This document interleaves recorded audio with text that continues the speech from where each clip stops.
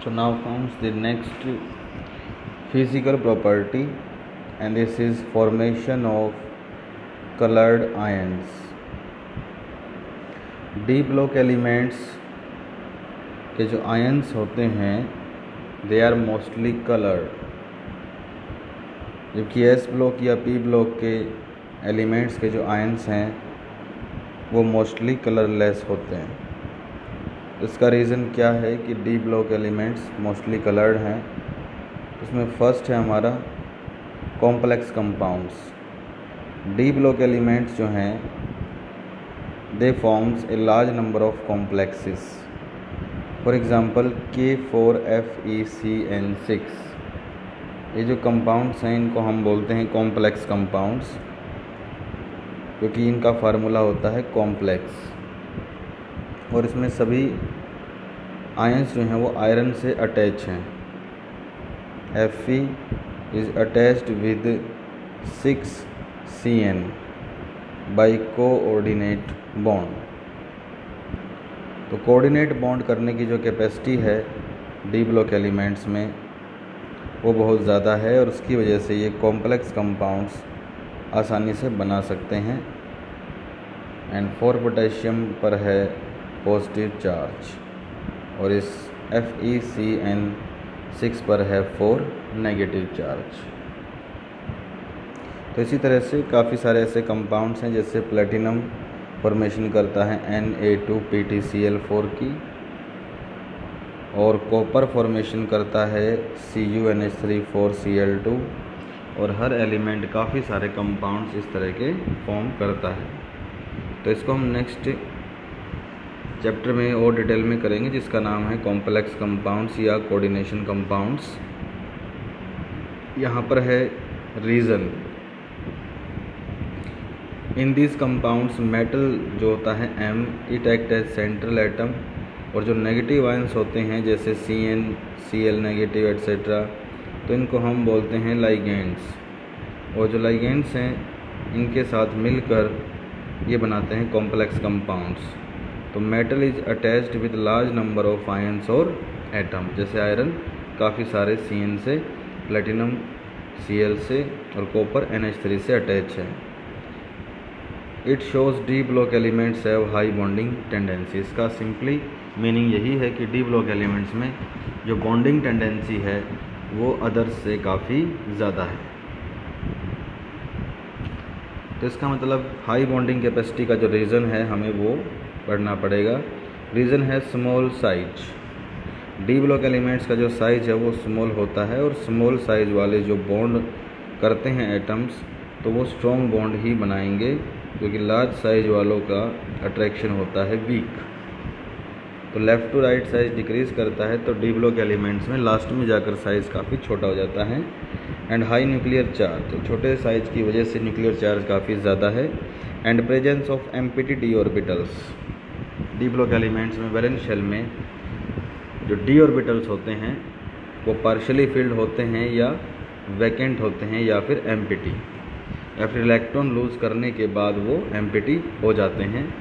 तो रीज़न है D block elements में जो डी ऑर्बिटल्स हैं वो वैकेंट होते हैं, 1 और मोर, नॉट ऑल, सारे के सारे नहीं, बट वैकेंट हो जाते हैं। इसकी डिटेल नेक्स्ट चैप्टर में आएगी, और इसकी वजह से वो आसानी से अट्रैक्ट कर सकते हैं, इलेक्ट्रॉन एक्सेप्ट कर सकते हैं कोऑर्डिनेट बॉन्ड के लिए, क्योंकि कोऑर्डिनेट बॉन्ड करने के लिए चाहिए वैकेंट ऑर्बिटल्स। तो दूसरे एटम से आयंस को वो आसानी से बॉन्ड कर सकते हैं, और छोटे साइज़ की वजह से वो अट्रैक्ट भी स्ट्रांगली करेंगे। तो स्मॉल साइज और वैकेंट ऑर्बिटल्स, ये दोनों चीज़ें जो हैं हेल्प करती हैं इनको कॉम्प्लेक्स बनाने में। So they forms the complexes easily. जबकि एलिमेंट्स ऑफ अदर ब्लॉक्स हैं एस या p, they can not form so many bonds, वो इतने बॉन्ड नहीं कर पाते हैं because of low attraction power, क्योंकि उनका साइज़ बड़ा होता है और उनमें वैकेंट ऑर्बिटल्स जो हैं वो इतने सारे नहीं होते जितने डी ब्लॉक में पाए जा सकते हैं। So they forms complexes. Then comes the reason of colour and paramagnetism. D block elements coloured होते हैं उनके आयंस, और मोस्टली पैरामैग्नेटिक होते हैं, यानी कि मैग्नेट उनको अट्रैक्ट करता है। तो इसका रीज़न है कि डी ब्लॉक एलिमेंट्स में जो डी ऑर्बिटल्स होते हैं, all the D orbitals are of same energy neutral atom. Atom के अंदर डी ब्लॉक एलिमेंट्स में डी ऑर्बिटल्स की एनर्जी होती है equal, but in presence of ligands, जो लाइगेंड्स प्रेजेंट होते हैं, जैसे आयरन के साथ प्रेजेंट है 6H2O, तो 6H2 अगर उससे अटैच हैं और वो एक आयन है Fe2 पॉजिटिव या Fe3 पॉजिटिव, तो डी ऑर्बिटल स्प्लिट हो जाते हैं into more than one levels. For example FeCN6 4 negative यहाँ दिखाया गया है, तो इसके डी ऑर्बिटल्स 2 लेवल्स में टूट जाते हैं। डिफरेंट कंपाउंड्स में ये स्प्लिटिंग डिफरेंट होती है। ये एग्जांपल है हमारा FeCN6 यानी ऑक्टाहेड्रल के लिए। तो इसमें डी ऑर्बिटल्स में 3 ऑर्बिटल्स की एनर्जी कम हो जाती है और 2 ऑर्बिटल्स की एनर्जी उससे ज़्यादा हो जाती है, और दोनों में थोड़ा सा गैप होता है एनर्जी का। इन ऑर्बिटल्स को बोलते हैं हम T2G ऑर्बिटल्स, और ऊपर वाले ऑर्बिटलों को हम बोलते हैं EG ऑर्बिटल्स। और यहाँ पर ये 2 एनर्जी लेवल्स जनरेट हो जाती हैं, तो जिससे हम देखेंगे कि कलर इसी कारण से आता है। जो एनर्जी गैप है वो काफ़ी कम होता है, बहुत ज़्यादा नहीं होता है, और ये फॉल करता है विजिबल रीजन में, यानी कि अगर इलेक्ट्रॉन यहाँ पर है तो विजिबल रीजन में से अगर लाइट आती है, रेडिएशन, तो वो इलेक्ट्रॉन को एक्साइट करके T2G से EG में भेज सकती है। और अगर ऐसा होता है तो उसको बोलते हैं एब्जॉर्प्शन ऑफ फोटोन, और जहाँ फोटोन का एब्जॉर्प्शन होता है तो वहाँ कोई ना कोई कलर ज़रूर दिखाई देता है। So when there is one or more unpaired electrons, तो अगर अनपेड इलेक्ट्रॉन होगा तो तभी जो है वो एनर्जी एब्जॉर्ब करेगा विजिबल रीजन से एंड गिव्स कोरस्पॉन्डिंग कलर, और उसमें कलर आ जाएगा। तो रिक्वायरमेंट है स्प्लिटिंग की ऑर्बिटल्स की ऐसे, और साथ में होना चाहिए कम से कम एक अनपेयर्ड इलेक्ट्रॉन, क्योंकि जो पेयर्ड इलेक्ट्रॉन्स होते हैं वो स्टेबल हैं और वो अपने ऑर्बिटल को छोड़कर नहीं जाते। इट मीन्स अगर इलेक्ट्रॉनिक कॉन्फ़िगरेशन D0 या D10 अगर है तो आयंस होंगे कलरलेस, जैसे स्कैंडियम 3 पॉजिटिव में D में 0 इलेक्ट्रॉन्स है, टाइटेनियम 4 पॉजिटिव में D में 0 इलेक्ट्रॉन्स हैं, जिंक 2 पॉजिटिव में D में 10 इलेक्ट्रॉन्स हैं। तो ये सारे कलरलेस होते हैं क्योंकि इनमें इलेक्ट्रॉन D में नहीं है या फिर फुली फील्ड है, और फुली फील्ड है तो कोई भी इलेक्ट्रॉन एक्साइट नहीं करेगा। इट मीन्स अगर 2 एनर्जी लेवल्स हैं और दोनों ही एम्प्टी हैं D0, तो इलेक्ट्रॉन एक्साइट करने के लिए इलेक्ट्रॉन है ही नहीं, और अगर D में 10 इलेक्ट्रॉन्स हैं तो ये कॉन्फ़िगरेशन होगा। तो यहाँ पर इलेक्ट्रॉन अगर एक्साइट होता भी है तो आगे नहीं जा पाएगा। तो कम से कम एक अनपेड इलेक्ट्रॉन होना चाहिए, यानी कि D में हो इलेक्ट्रॉन 1 से लेकर 9 के बीच में, from 1 to 9। For example copper 2 positive में D में 9 इलेक्ट्रॉन्स हैं, तो इसमें ऊपर वाले प्लेस में एक पोजीशन खाली है और एक इलेक्ट्रॉन नीचे से एक्साइट होकर ऊपर जा सकता है, तो इसलिए ये कलर्ड होता है। इसका कलर है ब्लू। कलर्स के लिए कोई स्पेशल फार्मूला नहीं है, ये हमें ऐसे याद रखने हैं। और मैंगनीज 2 पॉजिटिव में D5 5 अनपेड इलेक्ट्रॉन्स हैं, तो इसमें भी इलेक्ट्रॉन ऊपर जा सकता है, तो ये पिंक कलर का होता है। और आयरन जो है इसमें D6 इलेक्ट्रॉन्स हैं, तो किसी के भी D में अगर 1 to 9 इलेक्ट्रॉन्स में से कोई भी प्रेजेंट है तो वो होंगे कलर्ड, और 0 और 10 वाले होंगे colourless in D block elements. Then comes magnetism. Magnetism हमेशा अनपेड इलेक्ट्रॉन से रिलेटेड होता है। जितने अनपेड इलेक्ट्रॉन ज़्यादा होते हैं तो सब्सटेंस उतना ही मैग्नेटिक होता है, और जो सब्सटेंस मैग्नेट को अट्रैक्ट करे या मैग्नेट जिसको अट्रैक्ट करे तो उसे बोला जाता है पैरामैग्नेटिक, और जो मैग्नेट को रिपेल करे तो उसको बोला जाता है डायामैग्नेटिक। तो इसका डायरेक्ट रिलेशन कलर्स सब्सटेंस के साथ है। अगर एक या उससे ज़्यादा अनपेड इलेक्ट्रॉन्स हैं तो वो सभी सब्सटेंस जिसमें मिनिमम एक अनपेड इलेक्ट्रॉन है वो होंगे पैरामैग्नेटिक यानी कि मैग्नेटिक। और जहाँ पर डी में 0 इलेक्ट्रॉन है या डी में 10 इलेक्ट्रॉन्स हैं यानी कि ऑल पेयर्ड या नो इलेक्ट्रॉन्स हैं डी, तो वो सभी होंगे डायामैग्नेटिक। तो इसमें हमें कॉन्फ़िगरेशन निकालना है। D block elements and their ions are mostly paramagnetic. Mostly paramagnetic होंगे due to presence of large number of unpaired electrons and strongly attracted by external magnetic field. जैसे मैंगनीज 2 पॉजिटिव में D में 5 electrons हैं, सारे unpaired हैं। Iron में 2 positive में D 6 है जिसमें से 4 इलेक्ट्रॉन अनपेयर्ड होंगे बिकॉज एक पेयर हो जाएगा। क्रोमियम 3 पॉजिटिव में डी में 3 इलेक्ट्रॉन्स हैं, तीनों अनपेयर्ड और ये सारे हैं पैरामैग्नेटिक। और जिसमें अनपेयर्ड इलेक्ट्रॉन जितने ज़्यादा हैं, जैसे कि मैंगनीज 2 पॉजिटिव में हाईएस्ट अनपेयर्ड इलेक्ट्रॉन्स हैं, तो वो सबसे ज़्यादा पैरामैग्नेटिक होगा। लेकिन अगर इलेक्ट्रॉन्स का नंबर डी के अंदर है 0 या फिर 10, तो इलेक्ट्रॉन्स पेयर्ड की तरह बिहेव करेंगे, सब्सटेंस डायमैग्नेटिक होगा and it will be repelled by external magnetic field. तो काफ़ी कम ऐसे डी ब्लॉक एलिमेंट्स हैं, जैसे स्कैंडियम 3 पॉजिटिव आयन में डी 0 है, टाइटेनियम 4 पॉजिटिव में डी 0 है, जिंक 2 पॉजिटिव में डी में 10 है, तो ये सभी डायामैग्नेटिक हैं। इट मीन्स पैरामैग्नेटिक जो भी हैं वो सारे कलर्ड हैं और डायामैग्नेटिक जो भी हैं वो सारे कलरलेस हैं। पैरामैग्नेटिक को मैग्नेट अट्रैक्ट करेगा, डायमैग्नेटिक को रिपेल करेगा।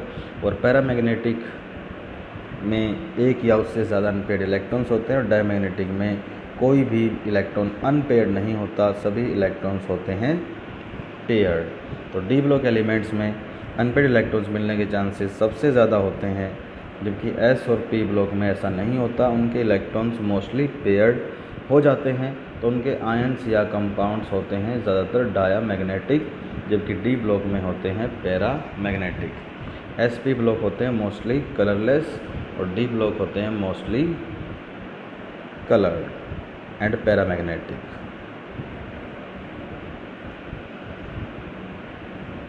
तो यहाँ पर हमारे पास एक फॉर्मूला है मैग्नेटिक कैरेक्टर निकालने का अनपेयर्ड इलेक्ट्रॉन्स के अकॉर्डिंग, और इससे हम जो निकालते हैं उससे बोलते हैं स्पिन ओनली मैग्नेटिक मोमेंट। और स्पिन मैग्नेटिक मोमेंट का formula mu is equal to under the root n into n+2 होता है, जिसमें n है नंबर ऑफ अनपेयर्ड इलेक्ट्रॉन्स। और जो आंसर हमारा यहाँ से निकलेगा उसकी यूनिट होती है Bm, बोहर मैग्नेटॉन। बोहर के अकॉर्डिंग कितना मैग्नेटिक है ये उसका फार्मूला है।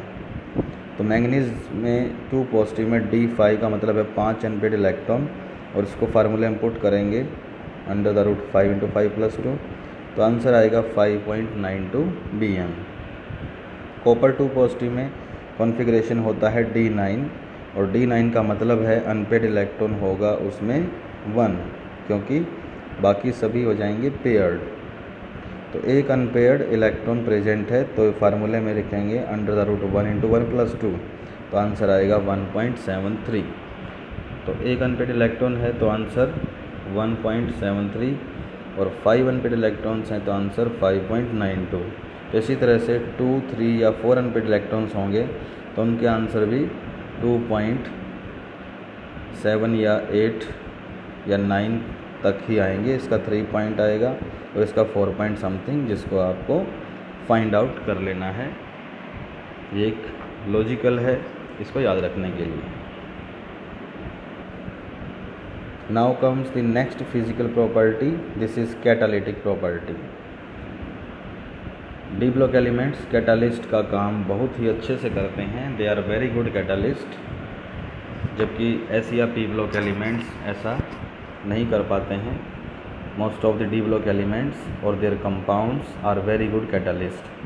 जैसे इस रिएक्शन में आयरन की प्रेजेंस में ये रिएक्शन बहुत फास्ट होती है। ये रिएक्शन की बात करें सल्फर डाइऑक्साइड, तो V2O5 vanadium D block element ये रिएक्शन को फास्ट कर देता है। और इस रिएक्शन में यहाँ पर निकिल है, तो निकिल ने इस रिएक्शन को काफ़ी फास्ट कर दिया। तो एरो के ऊपर लिखे हुए ये सभी डी ब्लॉक एलिमेंट्स हैं, और मोस्टली अगर हम याद करें तो डी ब्लॉक के ही कंपाउंड्स दिखाए जाते हैं एरो के ऊपर। इनकी जो कैटालिटिक प्रॉपर्टी है वो होती है कुछ रीजन्स की वजह से, जिसमें से फर्स्ट है they absorb energy by exciting electrons in higher energy level. Means वो इलेक्ट्रॉन्स जो फोटोन एब्जॉर्ब करते हैं और वो हायर स्टेट में चले जाते हैं, तो ये एनर्जी को एब्जॉर्ब करते हैं और जब इलेक्ट्रॉन वापस आता है तो वो एनर्जी को रिलीज़ कर देता है, और जिस एनर्जी को वो रिएक्टेंट्स को प्रोवाइड कर देते हैं and again release it by D excitation. Electron का वापस आना, इसको हम क्या बोलते हैं, डी एक्साइटेशन। और जब इलेक्ट्रॉन वापस आएगा तो एनर्जी रिलीज़ होगी दोबारा से, और उस एनर्जी को वो रिएक्टेंट को दे देंगे। दूसरा रीज़न है they absorb the reactants on their surface.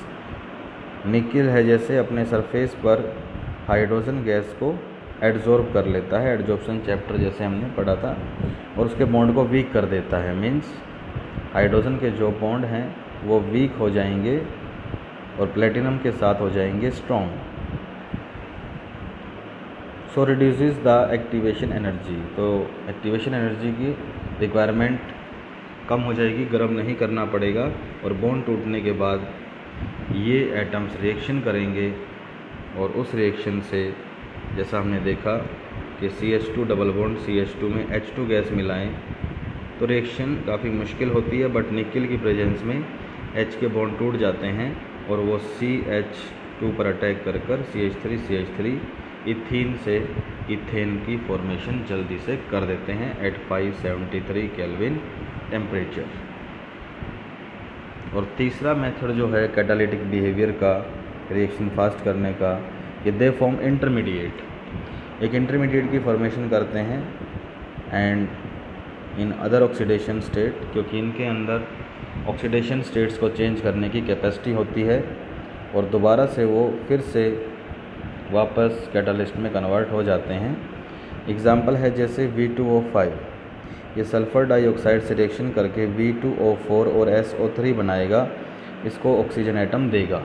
तो V2O5 में वेनेडियम पर चार्ज है +5 और V2O4 में वेनेडियम पर चार्ज है +4। तो वेनेडियम या डी ब्लॉक एलिमेंट्स में चार्जेस को चेंज करने की कैपेसिटी होती है, जबकि एस या पी ब्लॉक में ऐसा काफ़ी कम पाया जाता है। और उसके बाद V2O4 ऑक्सीजन गैस से रिएक्शन करके दोबारा से V2O5 बना देता है।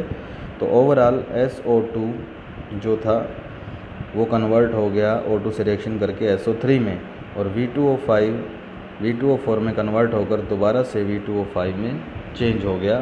तो कैटालिस्ट वही होता है जिसमें रिएक्शन के बाद फाइनली नो चेंज देखने को मिले, कोई चेंज ना हो। तो ओवरऑल इसको हम फिर यूँ लिखते हैं कि SO2 और O2 V2O5 की प्रेजेंस में बनाते हैं SO3। सो इंटरमीडिएट फॉर्मेशन करके भी ये कैटालिटिक बिहेवियर दिखा सकते हैं।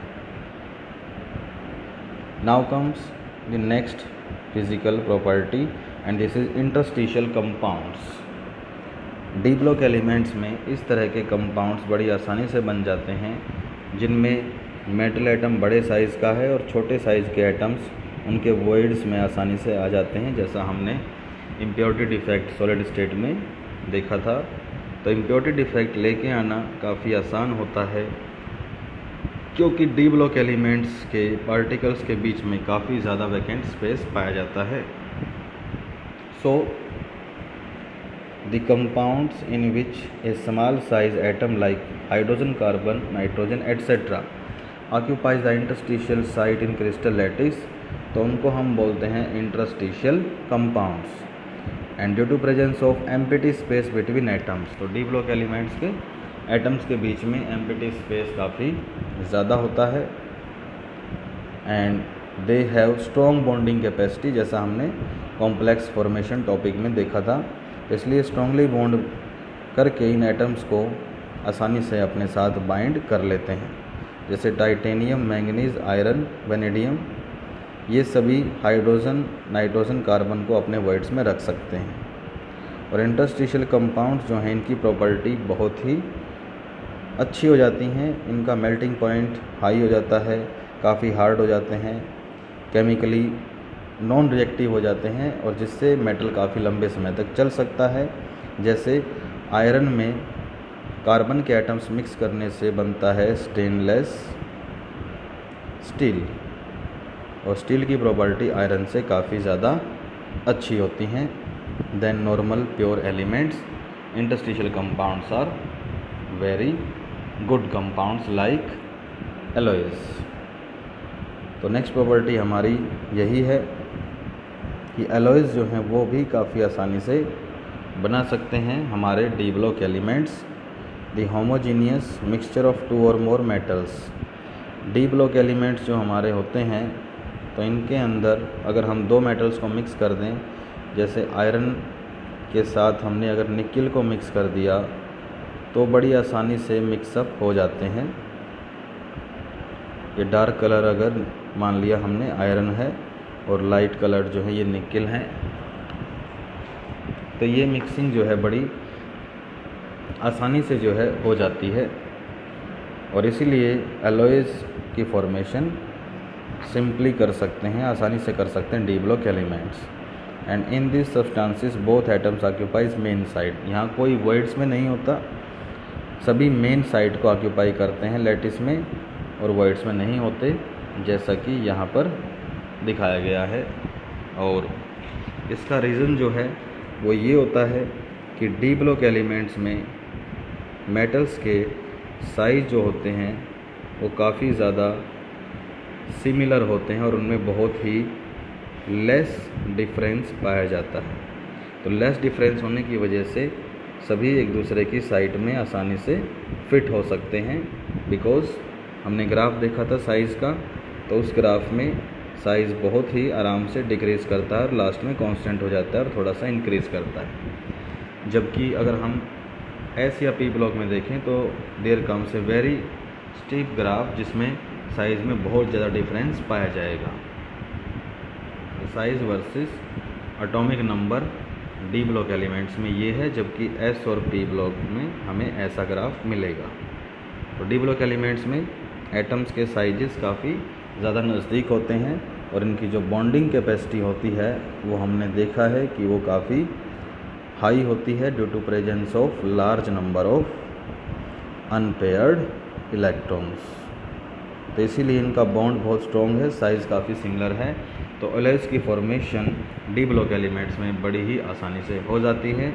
जैसे अगर हम आयरन के अंदर जिंक को मिलाएं तो जल्दी से मिक्स होगा, लेकिन एस ब्लॉक एलिमेंट्स में जैसे हम पोटेशियम और सोडियम को मिक्स करने की कोशिश करें तो वो इतनी आसानी से मिक्स नहीं होते हैं and they do not forms the alloys easily.